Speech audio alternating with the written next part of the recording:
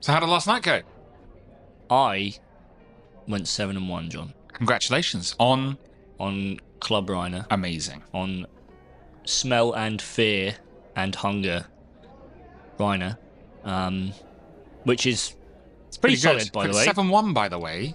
That's an interesting number in its own right. We'll get back to that. Yeah, so I do think Sage is a fun little format. Yep, I agree. I do think inherently, whenever there's a 20 life format, Intimidate really gets to show. It really gets to show its... the old WTR keywords are still pretty good in that format, right? Yeah, Dominate, Intimidate, and Kodachi for 1. Kodachi for 1 are all pretty good in Sage. My record going first was 14 quad intim.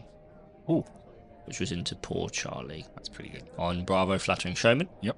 That game ended up with us both essentially with like barely any cards left in deck, swinging Club for 4, Titan Fist for 4. You hit him for 14 quad intimidate right up front, and then the last I saw you had like 10 cards in deck. Yeah, and then, one health then each. It turned out his deck was just better than mine, so he just managed to put it back. Both of you had that. Yeah. Welcome to Energy Potion, a flesh and blood podcast where we chat about trying, failing, and sometimes succeeding to play flesh and blood as competitively as we can. This episode was recorded in front of a live audience at an exclusive secret location. Before you smash the like, follow, or subscribe buttons, just take a moment. Do you really want your friends and connections to hear the latest hot takes and root techs before you get to play them yourself? The only way I managed to pull that is because I pitched a springboard somersault early, so I got to somehow fit into my arsenal in that like late game trading, so I could block his Titan's Fist for 4 and then keep a 4-card hand that I knew was triple barrage and beatdown, and push through lethal. There's some pretty fun stuff you can do. Obviously, I have been playing that version of Rhinar for time immemorial, so it's very nice to play it in a format where it does feel maybe even powerful. But I can see why people might complain about a card like Smell Fear. I mean, people have already been saying there's a lot of cards that they'd like to see looked at. Yep. Death Dealer being one of them. Yes, I don't disagree. Smell Fear being one. I mean, which is another interesting. Sending 14 Dominate with 7 on hit, one of those being a Blood Rod. Yeah, being able to throw a Dominate arrow for 13 with Toxicity and Lace with Blood Rot on it was actually really rude of you, John. That was the one for anyone listening. That was the one loss of the night. That was pretty rude. Did I get you with Toxicity twice? I did, didn't I? You got me with the red one. I think I blocked out the yellow one. You did block out one. Oh, I didn't have... Okay. Oh, yellow or blue one. Yeah. I blocked out another one. And then, unfortunately, I had a turn where I had to pitch a red unmovable and a yellow springboard somersault to pay for Blood Rot. Although those arsenals, and I feel a lot more comfortable. That's what I mean. Like, the game was still really, really close despite that. It was. So I was quite content with it. That was a fun format. And I genuinely felt that most people's decks, they got to do the thing their deck does, and then the game ended in a close end state. Maybe it didn't go for many turns as being close, but it ended as like just about getting there. There were some real grinders. Yeah, there were. And the thing is, that on the night as well, we didn't have any Briars, any Iras, any Oldhams, any Icelanders. We had everything else, pretty much. So there's a world where if people turn up with maybe marginally more meta decks, I have less of a good time. But for the room that we had, I had a pretty nice time. And you went 7-1.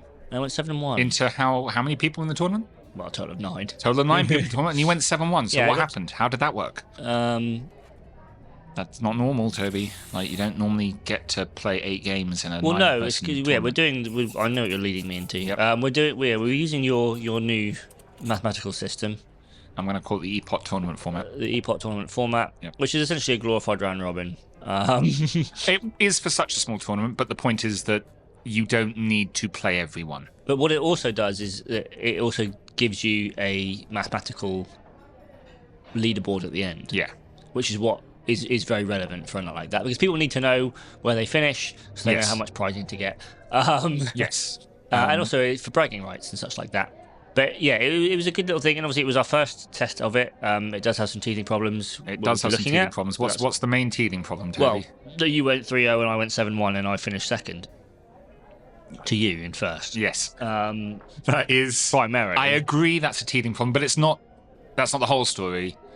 The story is that I actually stopped playing after 3 and then left, and the system had not been designed to accommodate that yet. So we're going to fix that going forward. Yeah, so we're going to fix that going forward. And there's obviously stuff about people, because people had left early, and so there were some people left around who couldn't find a game because the people that in theory they would have been paired into next already left. I've got a piece about that as well in the design. These are all things that now we're aware of. The tournament a bit early, but these are all fixable things that we've learnt lessons about. These are just logistics. Like the format itself, the gameplay, is pretty solid. It's pretty good. And again, Sage was fun. I stand on people's decks got to do the thing and end in a close game state, and that's fun. That is fun. They do intricate things. They may not be the most powerful things Fab can do, but they do intricate things. They do, I'm sat there in the tank working out how to sequence these 3 pumps in an hour. Yeah. Some are a bit more challenging than others, John. But drawing another pump. Yeah, it's just that easy. It's just that easy. So it's a fun format, and then the tournament, everyone fed back that it was a fun tournament. Well, everyone was glad to play more games. Like one of the weaknesses we were talking about last week was that because it is a faster format, on any typical night, especially if we only had 9 players, for example, you would get 3 rounds. Yeah. And a clear winner. Whereas I got to play 8 games last night. I made the most of my evening. Yep. And those who maybe commute a bit further got to do the same. So in that regards, a huge win. You get more Fab for your money and your time. Which is for most of the time, you're also hanging around less waiting for a game, potentially, because your game's gone 2 turns or 3 turns and someone else's game has gone 10 or 11 turns. And that makes the round drag long, whereas actually people didn't spend a huge amount of time hanging around between rounds. Yeah, no worries about having to wait, like 15 minutes for the final game to run out. 1 or 2 people had a longer wait occasionally, but most of the time people were this is something that's fixed. Games. Also, just more people playing, and the hope is that this, and also obviously the hype generated by the world premiere, will put Sage on more people's radars. And it was our first rollout. It was an MVP, and sometimes people were waiting literally because I was in the tank thinking about my turn, whilst I should have been pairing them if I had been an automated robot. Yes, that's another thing. The next thing is to make it more automated. So there's work to be done. But anyway, fun times with Sage. Fun format. Had a good time. Lots of work to do on it, but I can see the potential. Progress, yeah. And then I think interesting local tournament. I do think the response was good locally on that as a tournament format for Sage in particular, where the games are so short. Yeah, I mean the games are really in theory as short as you want them to be as well. Well, because you can take as long as you want thinking. We were untimed, which was also quite nice. Well, yeah, we were untimed and still managed to get a bunch of games in time, and we need to discuss that going forwards. But no, I mean we wrapped up in about 3.5 hours. Less, yeah. So you don't need to push the timings too much, perhaps. So other than exciting stuff happening locally, has anything else happened this week in Flesh and Blood? I don't think so. This weekend? Yeah. Last weekend? Since the last time we spoke. I think something did, yeah. Yeah? I can't remember. No? You have to prop my memory.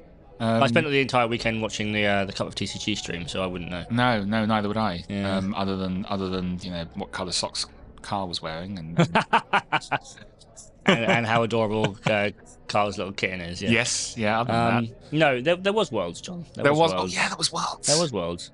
That was pretty good. It was pretty good. It was a very enjoyable experience. Obviously, only made more enjoyable by getting to share it with the Cuppers. I did watch the Cuppers watch party every day, and actually, for me, that made it a much more fun watch experience for Worlds. Like I've tried watching. I've watched some Fab events before, but I wasn't as drawn in as I was by watching my friends doing it, hearing their commentary, because they're not pandering to such a massive audience. Finley panders not at all. Like trying to keep up with Finley as he's watching a game is Finley is not a panda. tough. But they're covering all the lines. They're covering a lot of options. They're covering the gameplay stuff. Yeah. And they're having fun while doing it too. Yeah, exactly. I thought that was a really good way to watch. Which of your days was the favourite for the coverage? There is a correct answer, John.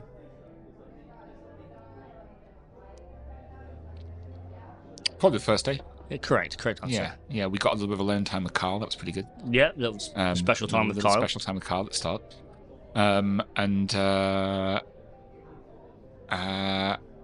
it was a busy day in the Cup of TCG house. Yes, in the Big Brother house. Yeah, in the Cup of TCG house, a busy day, and you were there, of course. Yeah, that's why it was your favourite. Yeah, of course. No, it's very nice. Again, it's one of those things where you get to just chill out and hang out and kind of do what we probably would have done anyway, and then also share it with some people. They said it a lot, but LL was a fun watch. LL is the equivalent to watching, I don't know, someone do trapezing without a safety net. But the next day on Monday, I built an LL deck because I was like, why? This is a fun. this format looks good. It looks good. It's fun. I haven't played it yet. Yeah, you know, it's like when you look at petrol swirling in a puddle and you think, oh, that looks pretty. Yeah, but you don't drink it. Well, Charlie might, but you shouldn't drink it. No, you shouldn't drink it. Because, while it is fun to watch and fun to... It is miserable to play. Fine. I mean, case in point, there was like a compilation of all the faces of like the opposing players when their opponent was popping off, like doing their big Zen turn or their big Dio turn. And you're there like just sort of like twiddling your thumbs going, cool, guess I'll just sit here and get absolutely wombo comboed. Yeah, fine. I mean, look, it opened my eyes to LL, which is maybe a shame because they're... Well, the thing is, anyone who was like had been there for that deck's particular time in the sun had seen that kind of stuff before. Yeah. Like the Zen pop-offs technically are like lower power than when he was actually legal in CC, because he obviously had access to all bonds and Art of War at the time. So if anything, going to tone down a bit. Obviously the Dio stuff. The Dio stuff was just crazy. Obviously I built Dio. Yeah, because she's running all my favourite cards that have been banned. Adding Art of War to that build is so incredibly greedy. She's got the books, hilarious. The Art of War, the high octanes, the cash-ins. I'm like, these are all cards I have loved in the past. In different decks, and now you can play them all in one deck. Yeah. Cash-in going in like every deck that did well is quite funny as well. Everyone just playing Crown of Dominion because it's like, I'll just draw 2 cards on the turn I need it. It's quite funny. Obviously, the breakout being Marlin as well is case in point. Yeah. To how busted drawing cards is in Flesh and Blood.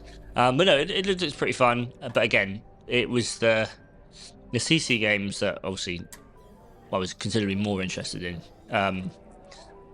And still looked pretty good. Like CC still looks pretty good, pretty interesting. Close. We were so close with the Fi win. So close with the Fi win. Yeah, Ellie did very well on Fi. She cashed. She did cash. I mean, if anything, she was let down by Aurora in LL. Yeah. She'd played Fi in LL. I think she'd been fine. Yeah. Well, should listen to this podcast and play Fi like we were suggesting, and there we go. I do want to blow the dust off my Ember Blade, which sounds like a euphemism, but I promise you it isn't. And sleeve up Fi again in multiple formats, actually. Not LL. I do want to give him a crack in CC and maybe Sage. But the issue is, John, and I was saying this last night to a friend of ours at the event, is that post ProQuest, I want to play all these kind of decks. I've had all these brews I've been working on the entire season, but I've been like, no, I should play the good deck because I'm playing ProQuest. And then the Armory deck for Rhinar comes out. Armory deck for Rhinar's out, and the RTN's around the corner. So I have to I have to put my dedicated time into Rhinar because, that's my boy, it's my home dog day one.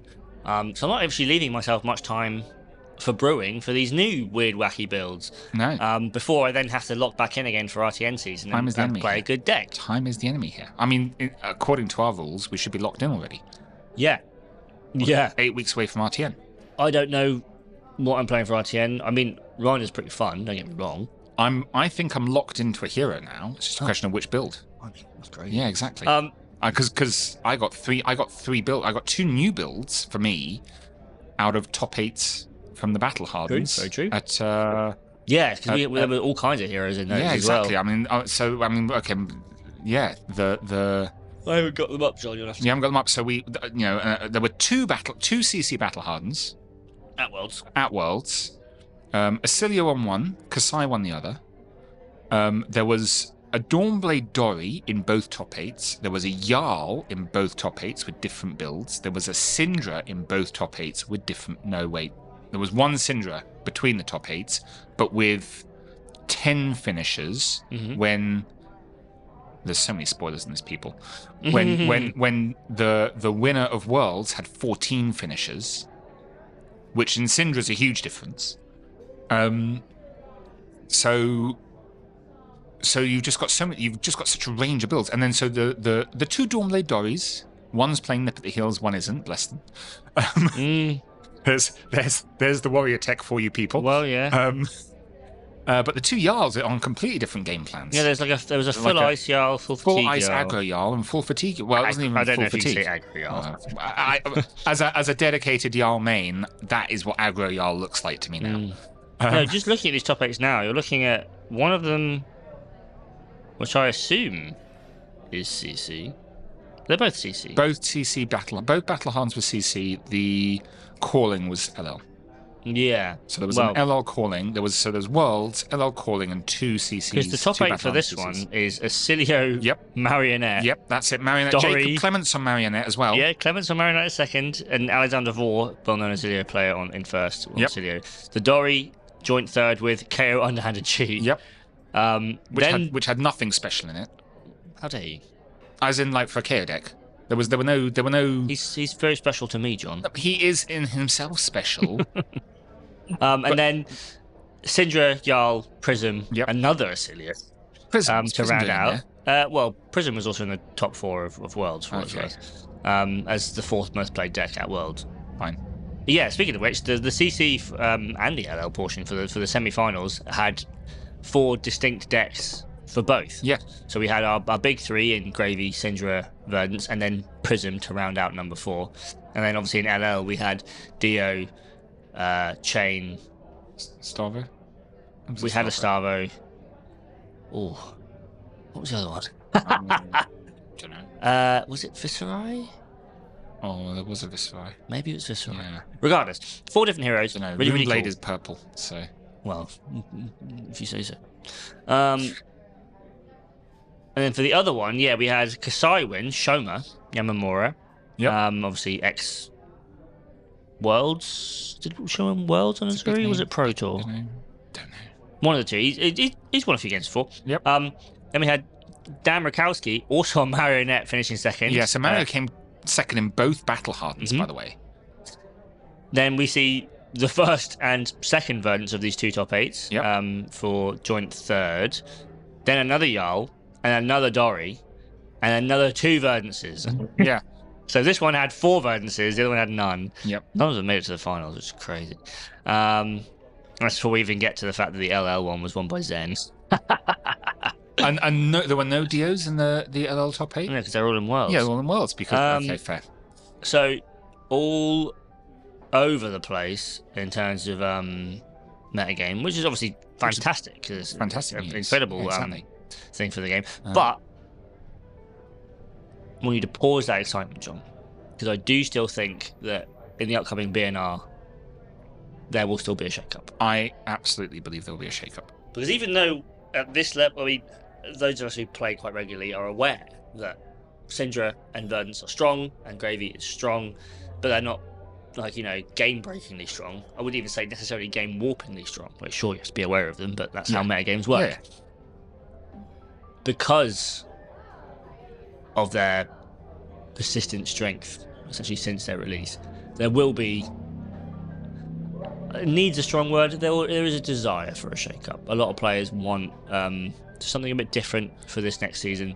And I think LSS have anticipated this, and this is part of their, I've said it before, their strategy around rolling out holidays for cards rather than bans. Yes. Cards aren't just going to... They'll get banned from the format, but realistically, they're just going on holiday. They're going to take a little trip away to come back another day. But the question is, John, that I'm going to pose to you, is that on this BNR, which is coming up very soon... Yep. I can't give you the exact date because I'm not really sure. What could you see going? I would like to think that they're going to play into this and take something from Syndra, Yep. Verdance, and Gravy. Something else? Something else. He's already had one. So I think they will take something from all of them on the basis that this isn't a permanent nerf. These are cards that will be going on card holidays, and they will be released back in for another season, but they're just going to take a season off. A bit like the way they're going with the Sage LL system, the Sage holiday system. Yeah. But so I think Syndra, I honestly could see her losing Blaze Headlong. No. And the reason I can see her losing Blaze Headlong is so that Blaze Headlong can come back from holiday when Dromai 2 drops. No. You can't take Blaze Headlong. Because Blaze Hedgehog isn't Syndra's card. No, it's not a Syndra card. It's Fly's card. Splash damage. Now is not the time for the Draconic Ninja. Well, and that but it can be, is the thing. There are cards you can take from Syndra that don't impact. There are cards. I mean, but the thing is, I actually think Wrath. I don't think taking Wrath is sufficient. Full stop. It's also thematically bad because that is the big turn. And you could see, actually, what was really interesting was you could see in that last, spoilers, absolute spoilers. The finals, you could see in that last, the last round, so the 2 CC games, I could see that he massively overvalued the Wrath turn. And he lost the first game, the Syndra player, Michael, the eventual winner, because he overvalued the Wrath turn. And that was the pivot moment where we lost that game. And then the second game, he had a shockingly good first turn. And that's what I literally in the chat I called it on that first turn. But Gravy nearly closed the gap again on him overvaluing his Wrath turn. I actually think you take Wrath away, you take away the potential to misplay around it more than you take away the strength of it. And so, Maybe. but it's and actually, I've played a lot of games where you don't see Wrath because it's one card in the deck, and you get through maybe half the deck. So taking Wrath isn't enough. So you've got to take a 3 off. You can't take Brand. You could. It's annoying, but they don't like doing it. No, we won't even go down that. They don't like banning a card from a hero. They ban the card from the format. Yeah, not doing hero bans yet. They might get around to it one day, but for now, I think it's still good to keep it off because it's confusing for newer players as well, and even older players like myself. So, does taking Art of Dragon Blood take enough? I'm looking at Art of Dragon Blood. Because that's the staple. That's a card that Fi doesn't use. Fi doesn't use it. Syndra absolutely uses it. Syndra gets a lot of value out of it because of the resource generation, and it's a 4, and most of the time it's a 4 with Go Again. 0 cost 4 with Go Again. It's not even a 0 cost, it's a 0 cost 7 with Go Again if you count the value it adds. Well, if it reduces a 1 cost attack, then yes, it's essentially like a 0 for 5. Okay, fine. So you're rarely popping it for 7, but you might pop it for 6. Definitely 5 value. Easy. I still think there's something to be said about Wrath. Purely because by not having to play around the Wrath, you're gaining a lot of points as the defensive player. You're gaining a huge amount of points because also, like as warrior, there's a whole change in your equipment suite. So you get a lot more space. So, and again, she's only losing 1 card, so it's not the end of the world. And you just don't have to play around it. I could see Blood Runs Deep going as well. I don't think so. Because while that card isn't inherently busted strong, it is true damage. It is true damage. And is a way for you, despite having blocked, quote unquote, perfectly around a Mom trigger, a way to punish that and prolong it. Yeah. It's a very strong card. It's a very good consistency piece. The downside of it being a 2 cost is irrelevant. The downside to banning it is, I'm sure they've got the data for the decks. Not all the lists are playing it. Is the thing. Well, not all lists are playing 3. No one's playing 3 of them. You play maybe like a 1-1-1 split with Wrath and a yellow Brand. It's typically what it does. But this is the other issue with trying to find a band for Syndra versus, say, for something like Verdance, is that because the metagame's already become so incestuous, for lack of a better phrase, a lot of the Syndras are playing a lot of cards to beat other Syndras, so none of the lists really look as as cohesive as you'd like. No, you can't take any of the equipment because I don't think so. I don't think you should, but taking any one of Syndra's great weaknesses is losing a piece of equipment, and as soon as you take a piece of equipment, defensively her equipment is middling at best. Defensively, it's middling at best, but the value to how she operates from each piece of equipment, it just works so well. So if you take a piece of equipment, you're saying play the deck completely differently. You could take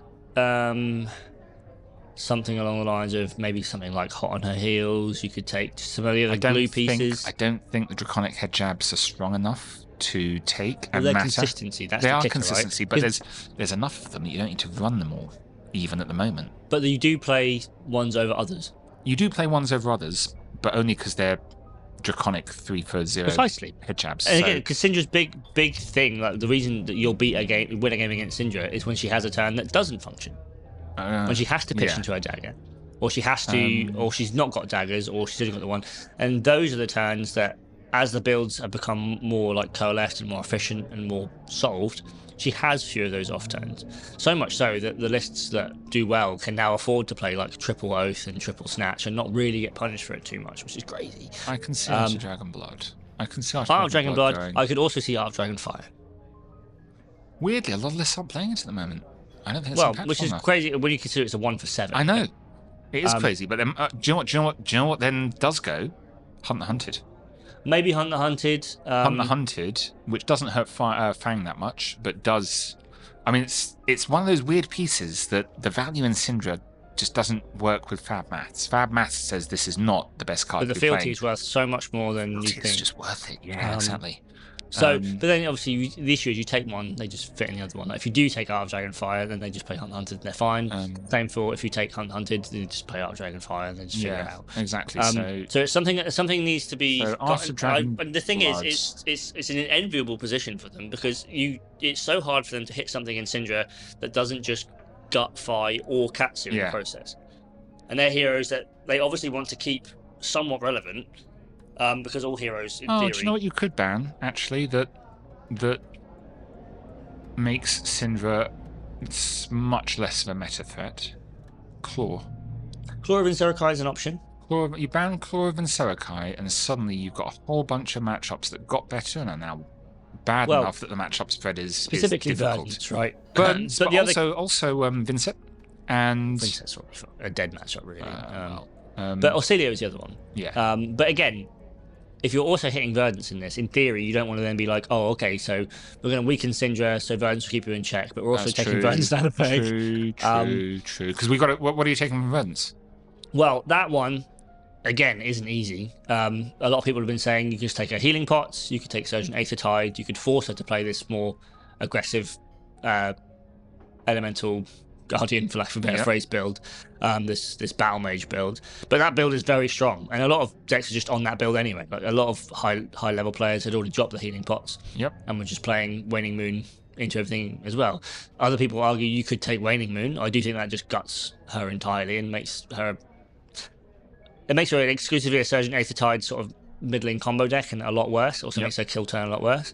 People have been screaming for the ban of Storm Striders since its print, or since people figured out how to use it, to be fair. You can't. But Storm Striders are the reason to play Wizard. They're an integral part of Fab, and it would be sad to see them go when a hero finally uses them in a quote-unquote fair way. Yeah. I think that's the most fair Storm Striders have been for a long time. So you take something out of her other kit, and people have been like clamoring for a ban for Everbloom since it was printed because it sets up some pretty annoying loops in Verdance and Jarl as well. The issue is that, again, you're hitting Jarl for the sake of catching him in the crossfire. But I think you might have to. Florian. I think you might have to. I think if you don't hit, I think Everbloom's a reasonable choice because you don't just you want to reduce the strength of those three heroes without leaving one hero as the starvo of the meta. We'll get to that afterwards. But in theory, if you're following the same logic that you do for dealing with Syndra, in that you want to hit a playset, really, you'd be looking at, opposed to Syndra's consistency, like 0 for 4 power cards in red, you're looking at blue earth cards probably for Verdance. I think one of the Jarl builds in top 8 wasn't running Everbloom. No, but it was a full ice build, right? Yeah, the full ice build. But he made top 8 at the CC Battlehund, right? So so there was a viable at Worlds. At Worlds. There was a viable build out there for Jarl to be competitive. But and so I'm not too worried about the for Verdance. It's a matter of you could ban a fan favorite. You could ban Blue Autumn Touch again. Yep. Like a blue Earth block 3 is a strong card. It gives her a lot of consistency. Yeah. She'll put another blue block 2 in to fill the gap. You can take blue fruits. Yep. I mean, the issue is these are obviously also still hitting Florin and Jarl. And while hitting Jarl is like, oh, don't punch him while he's down. If you do take Syndra and Verdance down a peg, in theory, Florin probably rises to fill the gap. Yep. As we saw literally the meta before this. Yeah. So there's a world to maybe taking him down a peg in the process. You could take Channel the Millennium Tree to stop her from getting these hands that push over this arcane damage, like presenting arcane damage for 9 into decks that want to block it. So giving her a worse matchup into these stallier, slower matchups that usually she's quite happy to see. Like, there's a myriad of options. The nice thing is that actually I think the meta is really good at the moment, and they would be doing this not to balance the meta. The meta is balanced. They'd be doing this to shake the meta up, which is a novel position for them to be in. I think they've gotten into a really good spot here. Yeah, it's not a bad place to be at all. Because you've also got the new Slippy deck coming soon. So they're balancing, they're shaking it up for RTN season. And you've got a Slippy deck coming, so you've got to be careful, a little bit careful, because Slippy could be giga busted off the back of this. We've already seen a few of the cards, and they don't look bad. No, so and Slippy, you know, took a big nerf before, but could be giga busted. Well, it could be in the VNR. They just unbanned bonds. They could also unban bonds. Like if we're doing card holidays, they could go, yeah. We'll bring it back. We unbanned it. Slippy dropped down so hard that we're going to bring it back with a new Slippy deck. We're going to leave everyone else at full power. They just unban bonds. Well, and then what that might do actually is, because again the deck that's kind of been like creeping up is Marionette. Yeah. So maybe they have to actually be careful about unbanning bonds to maybe not just make Marionette best deck in format, which is quite funny when you think about it. Yeah. But that's those are options. It's not like Huntsman did badly at the weekend either. I mean, Huntsman is miserable to play against. Yeah. I actually really do like Huntsman, but they are miserable. If I weren't committed to the one miserable deck I'm on, I might consider it. I mean, I think I've got everything I need to sleeve up Huntsman actually, so I probably could at some point if I really wanted to. No, you're locking in. Yeah, maybe on Huntsman. Yeah, fair. And then obviously, so again, we've come to the conclusion that there's a lot of cards you can. There's a lot of cards you can ban. We haven't even talked about the Gravy ban. You could ban something from Gravy. Should. I don't really. Well, why? Because they're doing a shake up. Yeah. And a shake up. Let's look at the top 3 decks and do something that makes a different set of decks. The top 3 decks. Well, people have argued you could. Well, I say people. Finley has argued that you could ban Conqueror. Yep. Which it does bring Gravy down quite a few pegs. Yeah. And you could unban Tipple. Yeah. Potentially. Because he wants them from Marlin. Which and now that's. But after having heard that, you go, cool. You're taking an M. You're taking essentially Gravy's like power card, like the Gravy card, but you're giving him Tipple back, his engine back. So you're making him more consistent but less spiky. But I think that's a really interesting, because they're not just doing it for this meta. If I was sitting there in the LSS design room, I would be talking about how we signal our intent with this BNR. And so banning some cards and unbanning some cards is part of that signaling, because they've only unbanned one really relevant card recently. Oh no, 2 bonds of ancestry. So they've started this unbanning piece, but I think with this BNR, if they're being smart about it, they've got to ban some things and unban some things. So banning Conqueror, but unbanning Tipple and going, don't worry, people, your Conquerors will be back. Well, don't sell them. The thing is, there is no, like, you can't say will be back, because they might be back, but you can't guarantee that. They could literally turn around and say, Conqueror is banned, but only for this season, and will guaranteed be back after the next BNR. But then everyone's like, well, then why am I practicing like for just a season's worth of? We want a degree of stability is the thing. But looking at this ban list, I really can't see anything you could unban. Like, you can't unban Art of War, Awakening, no, you can't, Ball Lightning. No. You can't unban Belittle. You can't unban Berserk, Skeletor. Which is why they've got to work really hard to find something to unban. Actually, I lie. You could unban Bonds of Ancestral Blue. Probably. And Yellow. Maybe. And then Katsu can LL.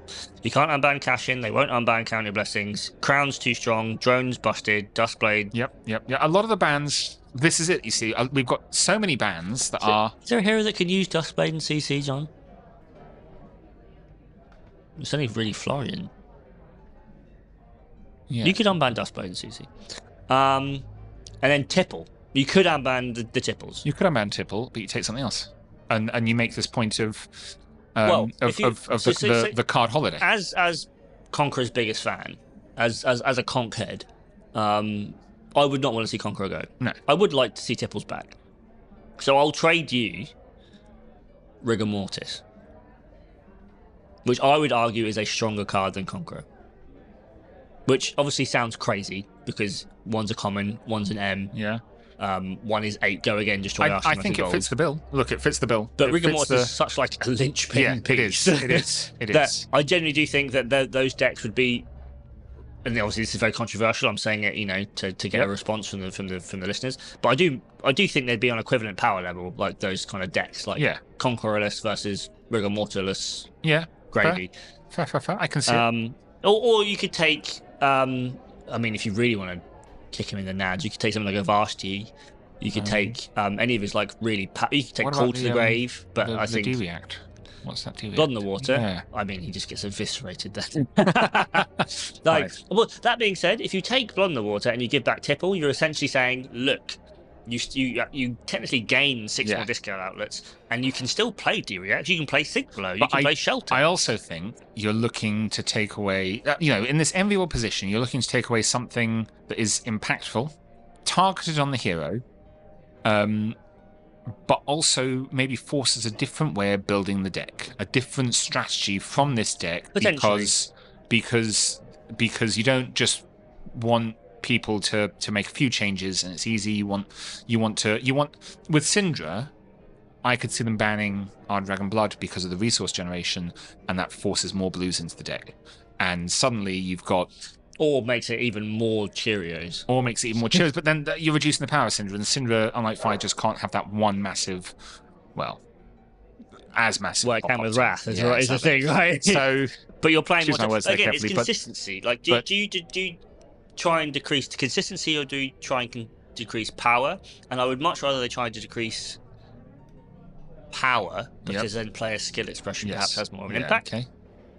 But obviously it's very hard to do. It's very easy to say, it's very hard to do. So in the meta of RTN season, who do we hope will be the top, let's call it 3, because there's normally a top 3. Well, yeah, we're a game of triangles. We're a triangle game. The meta. Who do we hope to be? If those 3 decks have their power levels reduced and the Slippy deck is out, who'll fill the gap? Who will be the top 3 in the RTN meta? If they're all hit to a degree where they're not in the top 3, which I also don't think. No, I think will necessarily be the case. But in this imaginary world, it's very hard to see, and again, unless he's caught in the crossfire, a world where Florian doesn't fill the gap. Okay, so Florian's one. I could see that. Yep. And then it becomes a matter of what decks prey on Florian. Well, the Slippy deck is out. It's not Slippy. It's not Slippy is the problem. But I think Slippy will be very strong. Do you know what might beat Florian? What beats Florian? Does Rhinar beat Florian? Rhinar might beat Florian. Full stack intimidate. How's Rhinar into Assassin? Again, if you'll get to play D-React, he's fine. But the other brute is what I'm thinking of, because KO had a really good showing at World. That's true. And KO typically doesn't want to see Florian, and is actually benefiting to a degree of him being less prevalent. But I can see him being another part of that triangle as the deck that beats everything else but loses to Florian. Yeah. And then it would be something else. It would probably be something akin to Gravy. So it might still just be Gravy, but it could also be another board-based deck. It could be Prism fills the gap. I mean, if Prism did really well at the weekend, Prism was the 4th most represented deck. The Prism players who know how to play Prism are very good at the game. So I could easily see a triangle of Prism, Florian, KO. Okay. The thing is, like, the Prism Florian matchup is one of those ones where it's been both incredibly Prism favoured and incredibly Florian favoured. Kind of like Old Dramai versus Oldham. And it's really hard to really see where it's going at the moment. Like if Prism's playing loads of Genesis, Merciful Retribution, her new card lets her flip a Figment on demand. She can set up this awful board state that Florian can't bust through. But obviously, if she's throwing Heralds at Florian and he gets to block with like Red Autumn's Touch, then she's not getting anywhere. So I could see a triangle where maybe the correct build of Prism preys on Florian, Florian preys on KO, and then KO obviously has a lot of poppers for Prism. That would be a nice, neat little triangle that kind of is different enough from the one we currently have, but also kind of does make a lot of sense. And by no means would I say that Gravy, Verdance, or Syndra would be out of the picture. They'd be literally like... Oh, it's not that they wouldn't be winning RTNs. They would be winning RTNs. They'd still be winning RTNs. Loads of points. And that's before we even look at the other decks that could fill in the gaps. Like Slippy can probably still fit in there. Yarl, quite possibly. I mean, he's starting to... It's definitely not Max's time. Yeah, a lot more results. It is Mario as well. Not Max's time. Kasai, okay, Kasai, another hero. I mean, we haven't even talked about nerfing Kasai. Why are we not nerfing Kasai? She needs all the nerfs she can get. Because now Kasai inherently isn't doing anything too bustedly unfair. But she wins a lot. She's like just pushing the limits of what's fair. Yeah. It's like essentially what Kasai is doing is what KO is doing, and going, if we're playing a numbers game, my numbers are better than yours. Yeah. I don't inherently have anything on hit that's relevant to worry about, but if you do let stuff hit, eventually it adds up. Like Kasai's obviously making her golds and her coppers, and KO's going... And her jimmies. And her what, sorry? Her men. Oh, her men. She is making... Well, yeah, I guess she does have an on-hit man now, the attack react. Yep. And KO is saying, cool, every time I go 6 into 3 into 8, if you're letting the claw hit, that adds up. And if you're letting like the 3 from the wild ride hit, or the 2 extra from the... like. So you just incrementally, and then obviously he takes a turn off, sets up a cast bones into tear limb from limb, pulping for 18, dominate, go again. That's fun, by the way. You should try that. Yeah. I'm trying to get hold of some boot cards. They're coming together slowly. Or all 3 of the heroes get hit, and because everyone is so set in their ways, regardless, the metagame stays the same. Talking put together brute heroes. I found in my binder the other day. Is it now for Rampage? It's a white border original art Rhinar. That's nice. Yeah, that's very nice. Very pleased with that. You should get that to Nick Blower ASAP. And painted. And altered. Oh. That's what I do with mine. He does that, doesn't he? Mine's a 1 of 1. It could be a 1 of 2, John.